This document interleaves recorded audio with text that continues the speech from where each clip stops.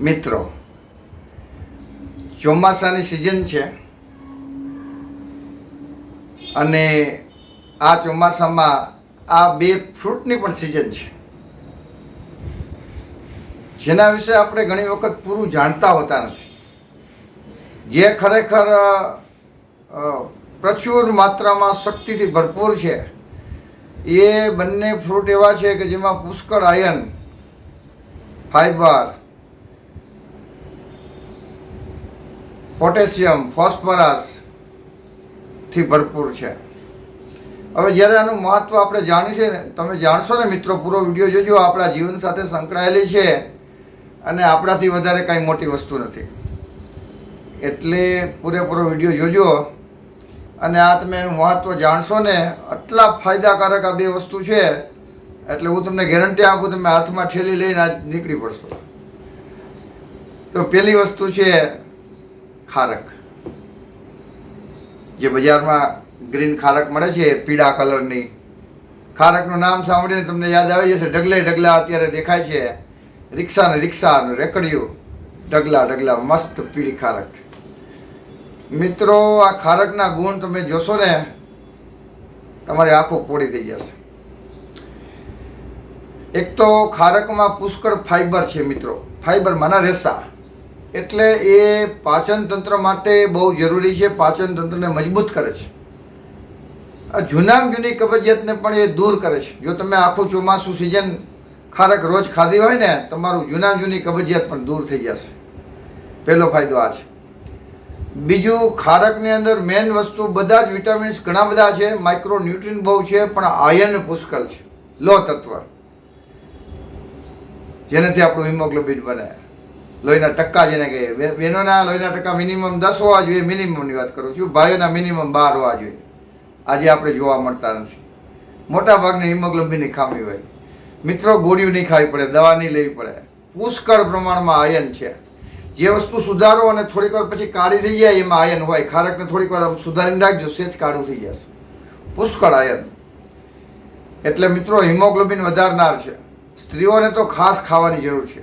દરેક બહેનોને રોજ 200-250 ગ્રામ ખારક ખાઈ જ જવી જોઈએ. આયન ઉપરાંત એમાં પોટેશિયમ, ફોસ્ફરસ અને ઝીંક આવેલું છે. મહત્વની બીજી વાત મિત્રો, સાંભળજો, પૂરો વિડીયો જોજો મિત્રો. આ ડાયાબિટીસ માટે પણ હિતકારી છે. આ ઘણા ગમે ડાયાબિટીસ કેમ ખાવું? ડાયાબિટીસવાળા પણ રોજ લિમિટમાં ચોક્કસ ખાઈ શકે છે. કિલો ન ખવાય, પણ 250 ગ્રામ રોજ ખાઈ જાઓ અને એની સામે વોકિંગ બધું કરો. ડાયાબિટીસ માટે ઉત્તમમાં ઉત્તમ છે, હિતકારી છે. ડાયાબિટીસ ઓરી તમારી કંટ્રોલમાં રાખવા માટે મદદરૂપ છે આ. એટલે ડરો નહીં ભાઈ. આ ડાયાબિટીસવાળા એક જ મગજમાં પ્રોગ્રામ ફિટ રાખવાનો, ખાંડનો એક દાણો ન જવો જોઈએ, પણ ફ્રૂટથી પીવાની જરૂર નથી મિત્રો. ફ્રૂટ ખાશો તો તમારું કિડની, લીવર શક્તિશાળી બનશે. એટલે ફ્રૂટ ખાઓ ભાઈ. બીજી વસ્તુ છે એ છે કેળા. મિત્રો, આની સિઝન આખું વર્ષ મળે, પણ સિઝન એની ચોમાસામાં હોય. અને કેળામાં મિત્રો પુષ્કળ પ્રમાણમાં કેલ્શિયમ ને પોટેશિયમ છે. વધારે કેલ્શિયમ જો કંઈ હોય તો દૂધ અને કેળામાં હોય. સૂકા મેવામાં પણ હોય, પણ આમાં પુષ્કળ પ્રમાણમાં કેલ્શિયમ છે અને સસ્તું પણ છે. સસ્તામાં સસ્તું ફ્રૂટ કેળા મિત્રો. હવે તો એ પણ મોંઘા થયા. અને ખાસ કરીને કોને વધારે ખાવા જોઈએ? એક તો નાના બાળકોને અવશ્ય રોજ કેળા આપવા જોઈએ, સગર્ભા માતાને અને વૃદ્ધ લોકોને. 50 ઉપર જેને થઈ ગયા એને રોજ 2 કેળા ખાવા જોઈએ ચોમાસામાં ખાસ. તો તમારું કેલ્શિયમ કોઈ દી ઘટશે નહીં. મોટી ઉંમરે કેલ્શિયમ ઘટી જાય એટલે બાપા બાથરૂમમાં પડ્યા કે ગોલો ભાંગી ગયો ને કટકા થઈ ગયા, હવે બાપા ઊભા જ નહીં થાય. એ શું કામે ગોલો ભાંગી ગયો, કટકા થઈ ગયા? કેલ્શિયમ નહોતું એટલે હાડકા પોલા થઈ ગયા હતા. જો મિત્રો કેળા ખાધા હોત, દૂધ પીધું હોત તો હાડકા કટકા ન થાત.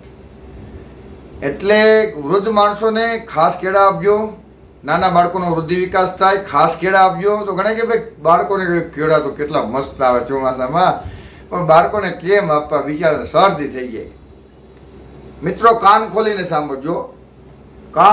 સાંભળજો, કેળાથી કદાપી શરદી થતી જ નથી.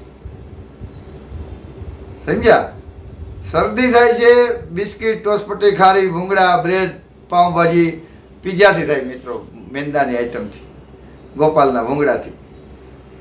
હા, માણસો કેવું કરે મિત્રો કે દવાખાને ગયા હોય, બાળકની શરદી ઉધરસની દવા ચાલુ હોય અને એ કંઈક ખાતો ન હોય, મને કાંઈ તાવ મને કંઈ ખાવું નથી, કે નહીં દવા તો પીવી પડે બેટા, ખાઈ લે.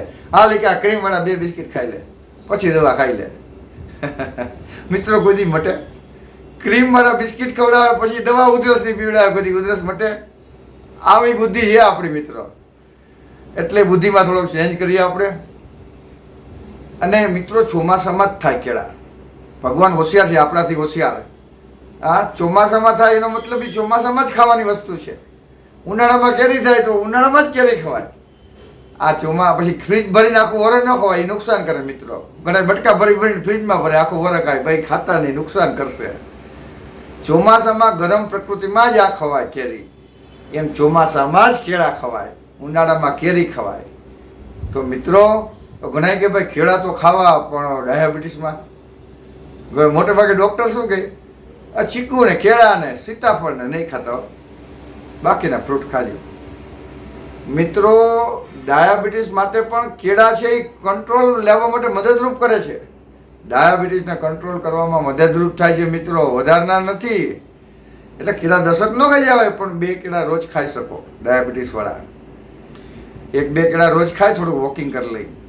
કેળા તો સારી વસ્તુ છે મિત્રો, ડાયાબિટીસવાળા પણ ખાઈ શકે છે. ડાયાબિટીસમાં કંટ્રોલમાં એ મદદ કરે છે. આ એમનો મોઢાની વાત નથી મિત્રો.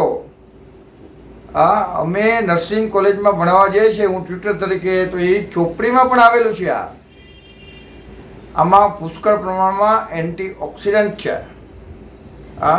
અને આવા સિઝનના ફ્રૂટો ખાશો તો પછી એ કોરોના આવશે કે ચાંદીપુરા વાયરસ આવે કે કોઈ પણ આવે, મરશું નહીં મિત્રો.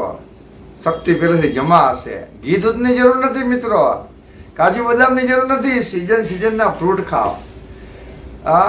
રોટલી શાકની જરૂર નથી. બહુ માણસો રોટલી શાક ખાતા, કે ભાઈ રોટલી શાક ઓછા ખાઓ, સિઝનના ફ્રૂટ ખાઓ. દુનિયાના તમામ પશુ પંખી એ ફ્રૂટ અને શાકભાજી જ ખાય, એટલે તંદુરસ્ત છે. એ રોટલી નથી ખાતા. તો મિત્રો આ બહુ મહત્વની વાત છે. ધ્યાનથી પૂરો સમજાણો ન તો પાછું એક ફેરી સાંભળી લેજો. તમારા પરિવારના બાળકોને બતાવજો, પરિવારના સભ્યોને બતાવજો ને અમલમાં મૂકજો. અને તમારા ગ્રુપમાં પણ આ વિડીયો સારો લાગ્યો હોય ને શેર કરજો મિત્રો. આ નાની નાની વસ્તુ આપણને પૂરેપૂરી જાણકારી હોતી નથી. જ્યારે એનું મહત્વ સમજાય ને, માણસો ખાધા વગર રહી નહીં શકે મિત્રો. મને વિશ્વાસ છે કે તમે ઠેલી લઈને આજે 100% કિલો 2 કિલો ખારેક લેવશો અને 100 રૂપિયાના કેળા લેવશો જ, મને વિશ્વાસ છે. અને મિત્રો લીલા કેળા મળે તો સારું, દવા વગરના. ઝાંઝેરા જુનાગઢની વાત કરું તો ઝાંઝેરા રોડ ઉપર, ચોબારી રોડ ઉપર મસ્ત લીલા કેળા મળે. 100 રૂપિયાના 2.5 કિલો 3 કિલો આપે, 40ના કિલો, ક્યારેક 3 કિલો પણ આપી દે. મસ્ત કેળા ખાઓ મિત્રો, બહુ સારી વસ્તુ છે. ઓકે, ધન્યવાદ. ઓમ શાંતિ.